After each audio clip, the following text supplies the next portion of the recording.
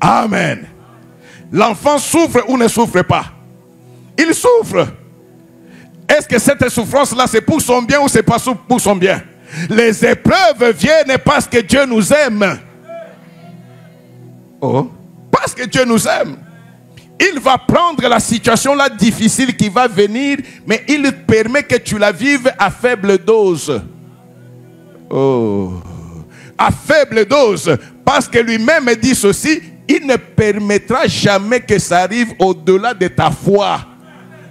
Parce que ça vient au niveau où tu es. Tu verras quoi? Tu vas vaincre. Amen. Amen. Nzete ebete la kake. Nzete ebete la kake. E indi. E kobanga. Pona nini? Quand tu es déjà passé par une épreuve, même quand elle viendra à une grande dimension, tu sais quel est le sort de l'épreuve parce que tu l'as déjà vaincu.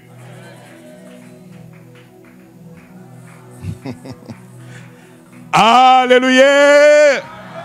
Donc l'appel de Gédéon, Dieu se présente et Dieu fait en sorte que Gédéon puisse être lavé de toutes les connaissances. Ce qui est dur pour un homme, c'est sa propre nature. Nous aimons connaître et rester cristallisés dans nos faiblesses, dans nos échecs. Jusqu'aujourd'hui, tu ne peux même pas marcher par la foi parce que tu penses qu'il y a certains domaines dans lesquels tu ne peux pas arriver. C'est toi qui te convaincs de cela. Dieu ne t'a pas dit ça. Mais quand tu connaîtras la nature de Dieu, qui fait exception à qui il veut. D'ailleurs, dans la marche, quand je vois Gédéon, l'enseignement que Dieu me donne est que si toi, mon fils, si toi, ma fille, tu me connaissais, la pauvreté de ta famille serait un motif de joie. Pourquoi? Parce que moi, je cherche ceux qui manquent pour faire que moi, je sois leur abondance et leur plénitude. Un jour, na ebisabino que ngana sala nzambe ya ba oyo bazanga moto sur qui espérer. Donc, il est le Dieu de ceux qui manquent d'appui, qui manquent ceux sur qui ils peuvent s'appuyer. Le monde ne t'a pas donné ces gens-là, tout simplement parce que Dieu est là, qu'il soit ton appui, qu'il soit ton assurance, qu'il soit ta visée. En ce moment-là, tu es sûr. L'homme sur lequel on peut s'appuyer peut ne pas être là. Même s'il est là, il peut être malade. Même s'il est là, il peut être de mauvaise humeur. Mais Dieu, il n'a jamais été de mauvaise humeur. Dieu, jamais, jamais. Il fait ce qu'il promet. Amen. Est-ce qu'on est ensemble? On est ensemble. Donc, ne viens pas à l'église parce que Babenga Kingaï. Non. Fais en sorte que Dieu puisse te bengue.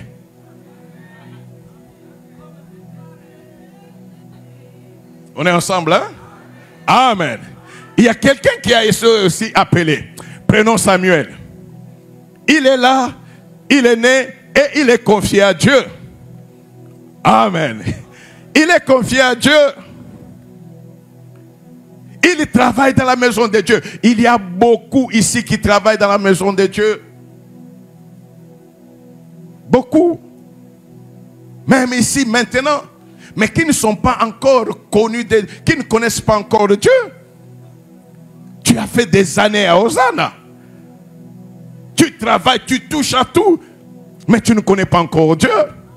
Celui qui connaît Dieu, il sait que tout ce qu'il fait est vu par Dieu, est apprécié par Dieu et surtout payé par Dieu. Si je ne savais pas que Dieu payait, je ne pouvais pas m'empêcher. Après une journée de dur travail, tu quittes, tu viens au culte et tu restes jusqu'à 4 heures du matin. Je ne pouvais pas le faire. Je sais qui est Dieu. Je sais que le monde, même si tu te sacrifies, le monde n'est jamais reconnaissant. Jamais. Mais il y a quelqu'un, même si toi-même tu ignores, toi-même tu oublies, Dieu n'oubliera jamais. Il payera ta famille, il payera ta descendance, il payera même tes plantations. Dieu, La connaissance de Dieu fait en sorte que l'église ne soit pas un lieu de tourisme, un lieu de piège, un lieu de haine, mais l'église soit un lieu de joie. Pourquoi? Parce que nous venons vers celui qui nous a aimés le premier. Et si réellement il est en nous, c'est l'amour qui fait en sorte que nous puissions transcender nos limites tribales, nos limites ethniques, nos limites ceci. Oh, moi je dépasse. Tu ne me dépasses pas.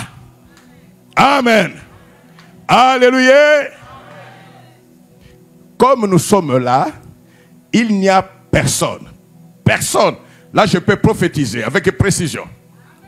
Personne ici qui dépasse quelqu'un en tout. Il n'y en a pas.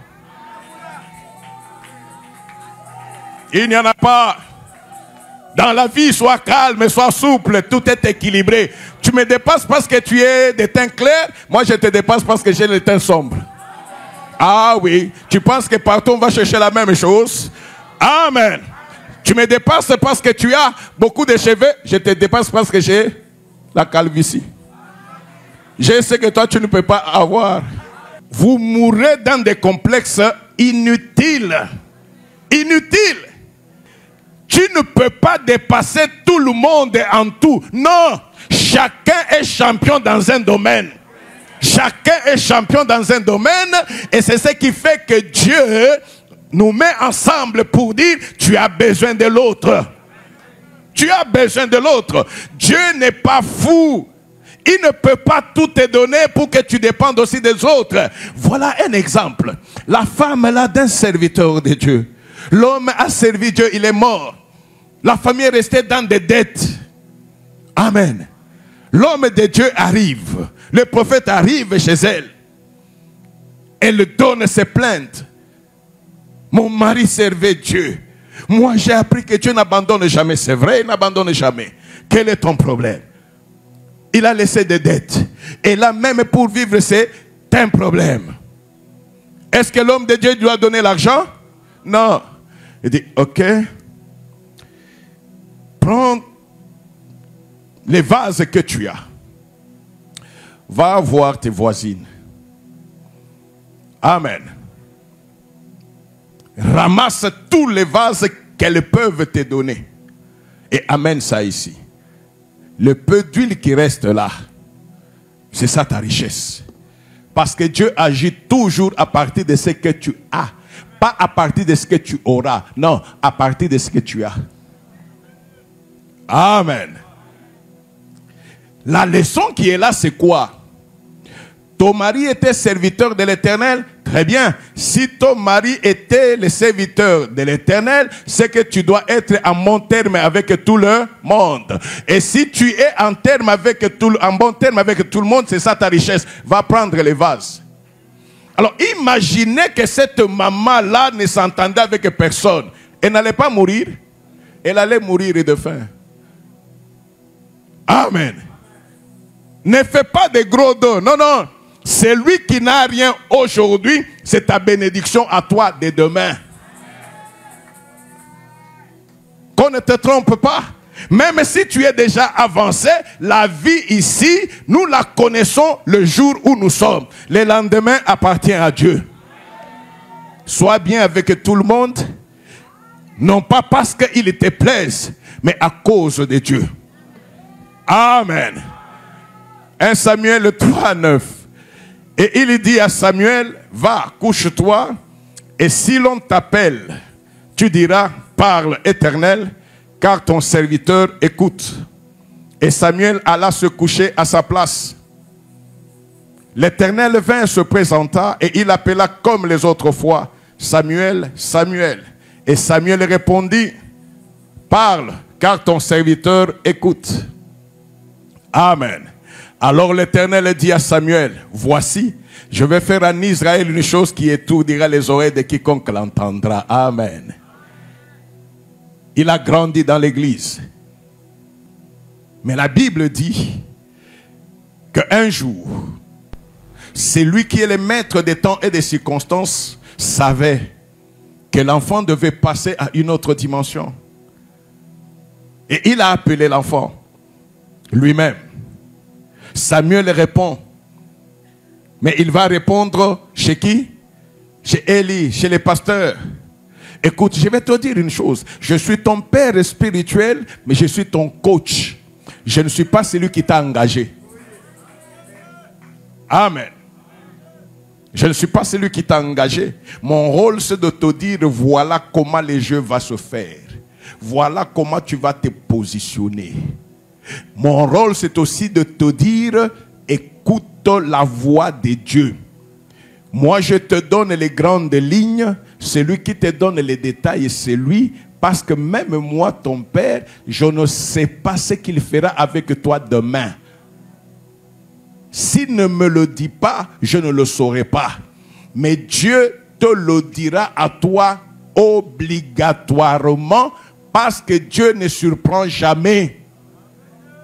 Tu ne peux pas être à l'église. Je viens à Hosanna. Qui t'a dit d'être à Hosanna? Pourquoi tu restes à Hosanna? Si Dieu ne t'a pas donné la conviction,